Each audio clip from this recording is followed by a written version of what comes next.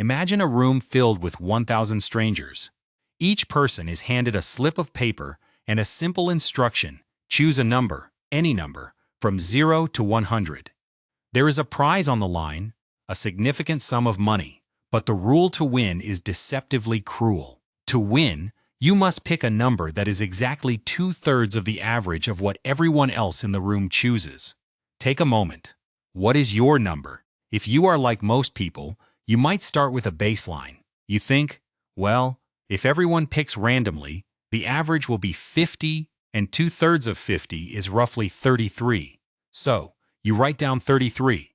But then, a cold shiver of realization hits you. If everyone else is as smart as you, they will also pick 33. And if the new average is 33, then you should actually pick 2/3 of that, which is 22. But wait, if they know that they know, where does it end? Haha, this is the hidden engine of the strategizing brain. A recursive loop of social mirrors where your success depends entirely on your ability to predict the depth of someone else's thoughts. You are caught in a psychological trap, a game where being too smart can be just as dangerous as being too naive. This game is a window into what experts call cognitive hierarchy theory. It suggests that humans do not think in infinite loops, but rather in distinct steps. Most of us are level 1 thinkers. We do one jump of logic and stop at 33. Some are level 2 thinkers, stopping at 22. A rare few, perhaps the most cynical among us, follow the math all the way to the basement. They realize that if everyone were perfectly, infinitely rational, the only logical answer would be 0. If everyone picks 0, the average is 0, and 2/3 of 0 is 0.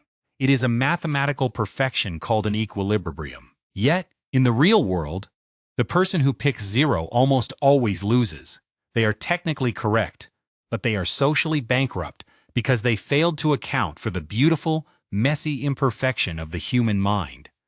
They are smart, but poor. Why did our brains evolve to be so obsessed with these layers of strategy? To find the answer, we must travel back 5 million years to the African savanna. Imagine you are a member of a small, tight-knit tribe. Survival is not just about outrunning a leopard. It is about outmaneuvering your rivals for status, food, and mates. In a world where your neighbor's actions directly affect your survival, the ability to build a mental model of their intentions became our greatest biological weapon. This is the evolutionary engine of the theory of mind. At a neurological level, this process is anchored in the medial prefrontal cortex and the temporoparietal junction, the brain's specialized circuit for mentalizing. When you try to guess what someone else is thinking, these regions surge with activity. It is a high-energy calculation, a literal simulation of another consciousness running inside your own skull. Our ancestors who could accurately predict that a rival was planning to hoard food or form an alliance were the ones who survived to pass on their genes. We are the descendants of the ultimate social gamblers. Consider a mundane daily habit: driving in heavy traffic.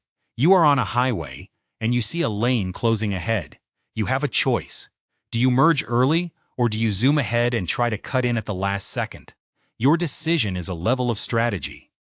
If you think everyone will be polite and merge early, you take the fast lane. But if you think everyone else will try to take the fast lane, you realize the slow lane might actually become the faster one. You are constantly running a theory of mind on the thousands of metal boxes surrounding you.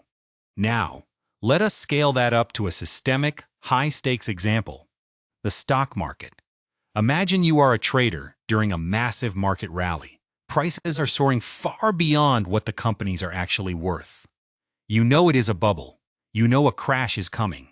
But if you sell too early, you miss out on billions in profits. If you sell too late, after everyone else has already hit the exit, you lose everything. You are playing the 0 to 100 game with $1 trillion on the line. You are trying to be just one step ahead of the crowd, but not 2 steps, because being too far ahead of a trend looks exactly like being wrong. But what happens when the game is not about guessing numbers, but about sharing a prize? Imagine you are in a sterile lab, wearing a cap covered in silver electrodes that track your brain waves.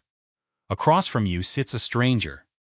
On a screen between you, a sum of money appears. It could be $1, or it could be 6. Here is the catch. Only you know the exact amount. The stranger knows that you know, but they are in the dark. Your job is to propose a split. You point to a number line. If you can agree on a deal within 10 seconds, you both get paid. If you fail, you both walk away with nothing. This is the classic struggle of information asymmetry. Imagine you are a corporate executive negotiating with a labor union. You know the company's secret profits are massive, but you want the workers to believe the coffers are nearly empty so they will accept a smaller raise. You are trying to goad them into believing a lie, while they are scanning your every move for a hint of deception. In this bargaining game, the electrodes tell a fascinating story. When people fail to reach a deal, when they bicker and walk away from free money out of spite, we see a specific pattern of neural synchronization. In those first 2 seconds of the negotiation, before a single word is even spoken, the brains of the two players begin to sync up. But in the pairs that end in a blowout disagreement, the activity in the informed person's brain actually precedes the activity in the uninformed person's brain. It is as if the person with the secret has already decided, "We are not making a deal today." And that silent internal rejection ripples across the table, picked up by the other person's subconscious. We can see the ghost of a failed negotiation before the players even realize they have failed. This could be the future of legal mediation or divorce court, a way to see the warning signs of a strike or a litigation battle before the value is burned away by ego and delay. However, as sophisticated as our theory of mind is, it has a startling limitation. In a landmark study in Japan, researchers compared the strategic depth of humans against our closest genetic relatives. Chimpanzees. We share 98.8% of our DNA with them. We are more closely related to a chimp than a zebra is to a horse. But when it comes to raw strategic competition, the results are humbling. Imagine a young chimpanzee sitting in front of a touchscreen. For a mere 200 milliseconds, just 8 frames of a movie, 5 numbers flash on the screen. Then they vanish, replaced by blank squares. The chimp must touch the squares in the correct numerical order. To a human, this is a dizzying task. We struggle to even register the numbers before they are gone. But the chimp does it with a lazy, effortless grace. While they are faster, more accurate, and more strategically consistent than almost any human tested. In a game of hide-and-seek played on computers, where one player wins by matching the other's choice and the other wins by mismatching, the chimps were nearly perfect. They played exactly according to the mathematical predictions of the Nash equilibrium. They were sensitive to every shift in the rewards. If the prize for picking the left side increased, they adjusted their strategy instantly. Humans, by comparison, were sluggish. We stayed close to a 50-50 split, failing to exploit the patterns of our opponents. Why? Why are these hairy, smelly cousins of ours better at game theory than the species that invented it? Oh, the answer may lie in the cognitive trade-off hypothesis.